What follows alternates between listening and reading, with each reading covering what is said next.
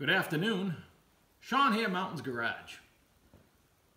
A few days ago, I started a massive shop reorganization. I'm right in the middle of that now, and I should be over there cleaning and dismantling a shelf.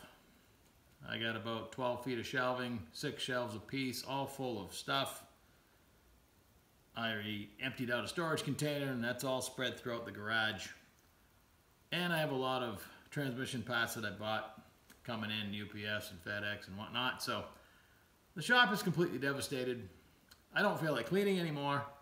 I do feel like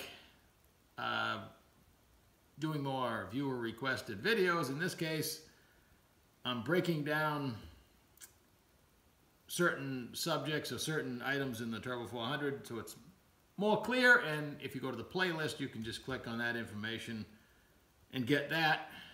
As I rewatch some of my videos and I ramble on about what I'm doing, like I just did about cleaning, first part of the video, I end up saying to myself, well, we should stop talking and get to the meat and potatoes of the subject. So let's do that. Today's subject is building your own 4-clutch intermediate power pack, if you will. You can buy power packs online. Their trick is they still use the stock Turbo 400 pressure plate, and they use really thin clutches and steels that are about 60 thousandths a piece. That's a drastic step down from 80 thousandths and 100 thousandths steels in your factory 3-clutch pack Turbo 400. This is stock Turbo 400. You have 3 steels that are advertised to be 100. I measure them about 95 thousandths. And 3 clutches that average out about 80 thousandths a piece. Your pressure plate is 435 thousandths. To build your own 4-clutch pack for a Turbo 400 intermediate, you need 4L80E parts. You need the pressure plate, which I'll provide the part number for shortly, is 370 thousandths, down from the 435 thousandths. The clutches are pretty much a wash. They average about 80 thousandths a piece. The 4L80E clutches are listed as being slightly thinner than a Turbo 400 clutch, but in reality, it's only a few thousandths, if that. So whatever you have is probably going to work. You just need one extra. The steels are 74 thousandths, give or take, down from the advertised 100 thousandths of the Turbo 400. The total clutch pack stack is 1 inch on the 4L80E parts. I just measured it. And this is about 104 thousandths, so pretty much a wash, dimension-wise. As I mentioned in the past, and this is the drum we got ready the other day, the 4L80E direct clutch drum. I showed you what I do from the time I take it out of the box till it's ready to install. To use the 4-clutch pack unit, I only use the 4L80E drum because it's thicker right here to accommodate the extra clutch. GM made it wider than the Turbo 400 outer sprag race. This is where the teeth are that the clutches are going to ride on. I've heard people say that they could put the 4-clutch pack on a Turbo 400 drum. I just don't personally do it because these are easy to come by and a good upgrade, and the Turbo 400 drum that'll accept the 34 element sprag is kind of hard to find anyway. The 4L80 97 and up drum, direct clutch drum, is not hard to find. I will say that lately they've been going up about $30 a week for each drum. That's alarming, but that's the world we live in at the moment, I guess. I mentioned I have recently been restocking my clutches and steels for the Turbo 400 because I was running out. When it came to the intermediate clutch pack, I had to decide whether to invest further and continue to build 3-clutch units, which I still will. I have enough clutches and steels to keep me going for a while. If the mood of the build, if you will, is that. I mean, a 5-clutch forward, 5-clutch direct, 3-clutch intermediate will hold a lot of power. It's a personal choice to add more clutches. That we already had that discussion. So I had to decide what I wanted to do. In the past couple of years, when the mood was a 4-clutch intermediate, I was buying the steels and the pressure plate on a individual basis, and that's not a smart way to buy things if you're going to buy a lot of something.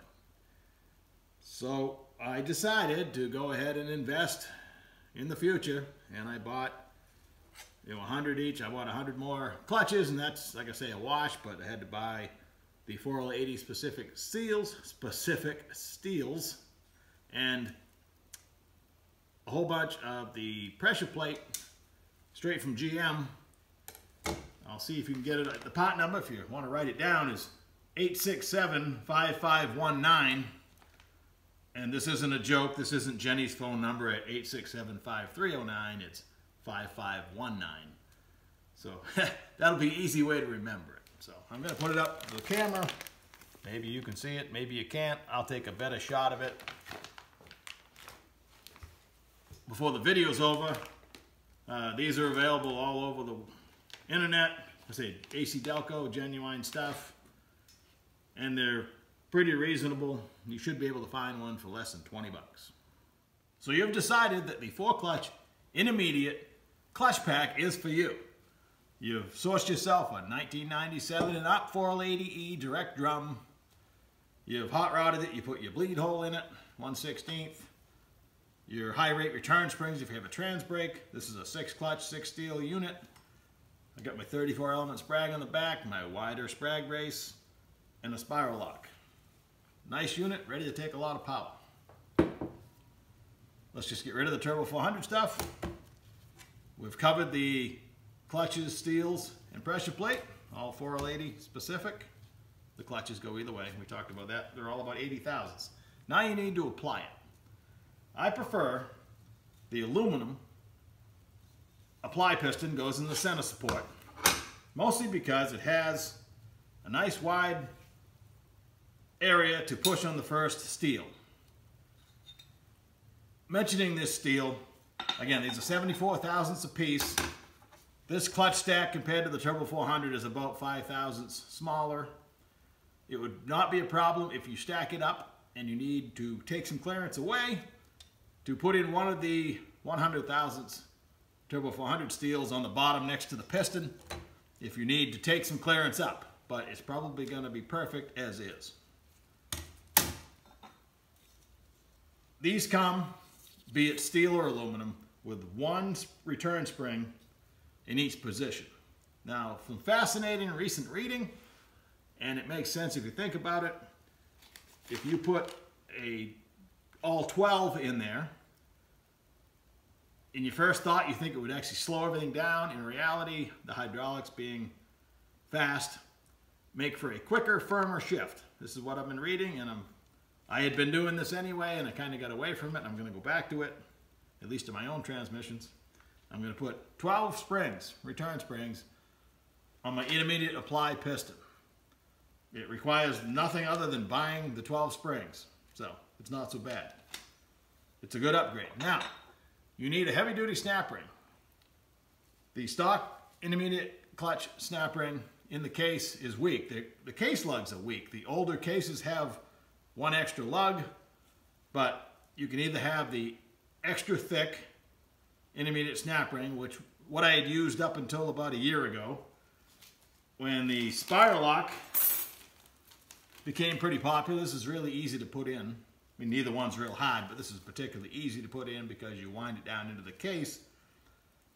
But if you watch it, unsupported anyway, without the case saver, these flex quite a bit. They kind of go like this when you apply the clutch pack. I've heard no reports that it caused a problem in breaking the lugs or anything bad about it, but combined with the case saver, this is an FTI. I like this style. It covers a long ways. It almost covers the entire void in the case. Really nice unit. I wouldn't run a Turbo 400 without it. You have to sacrifice the band on most of them. So before I stop talking about the snap ring, they're both good. I'm going to run a case saver anyway, so given the choice, I think I'm kind of going to go back to the solid snap ring. It is a heavy duty piece. I don't know. Whatever I have, I'm going to use. If I had a choice right now, I'd choose that. So it is what it is. Some people think it's new. I stripped a transmission, had to be 3 years ago now, that already had this Sonex case saver. It's smaller. It only grabs and supports the intermediate snap ring down below because it still fits with your front band. If you have a valve body that's going to maintain engine braking in manual second, you need your front band. This goes on the band apply pin, but still allows the band to fit. It's a Sonex 34762-10. It adds some support to the intermediate snap ring. So I guess if you're running a fairly stock transmission or have a reason to have a front band, maybe you have a rock crawler or something like that, and you want braking in manual second, you can still support the snap ring with one of these. You do have to grind into the portion of the pressure plate that has the widest lug to clear that. Not a big deal, just a little bit of grinding. A good way to finish up this video is to re-mention the 1 weak link, if you will, of the Turbo 400 is the intermediate sprag and to some extent the low roller clutch in the lower gear unit when it comes to doing burnouts. The correct burnout procedure in the Turbo 400 is to start in second, immediately shift to high, and then let off the line lock and roll out. If you're going to do a long smoky burnout, you're off to a good start. If you have a drag radial that only requires a short burnout, also just stop before the starting line and you're good. Stationary burnouts in just first or first to second is where the damage occurs on the sprag. If it hooked in second, will also do damage, and it may be incremental damage, and the low roller clutch or the intermediate sprag will let go at a later date. In some cases, potentially locking up the rear wheels. There's a lot of information if you want to read about it, but in general, just avoid that scenario and we'll probably be fine. Most people go years and years and don't have any problem. So, something to think about. Well, I've avoided cleaning for as long as I can, and actually I ended up making a bigger mess, dragging out more stuff. I'm not good at cleaning because I'll come across something and I am easily let myself be distracted because I don't want to be cleaning in the first place. I like when it's done. I love organization. I love to be clean. I also love dragging stuff home, and therein lies the problem. So, I hope you got something out of this video. Like, share, subscribe. Keep doing what you're doing. I'll do the same. Catch you next time. Hey, Sean here again. I was just rewatching some of my footage, and I made a couple mistakes I want to cover. I tried to be accurate, but I don't have what it takes to reshoot the entire scene, so I'm going to add this on between my outro and the individual still pitches of the part numbers of some of the items we talked about. When I was talking about the clutch packs, the 4L80E 4-clutch setup is 1 inch exactly. The Turbo 400 is 1 inch and 4 thousandths. I said 104 thousandths. I meant 1 inch and 4 thousandths. So they're very close. Also, I mentioned the Turbo 400 intermediate clutches is being 80 thousandths. The stock Turbo 400 intermediate clutch is listed at 90. I have been buying 4L80E intermediate clutches anyway at 80 thousandths.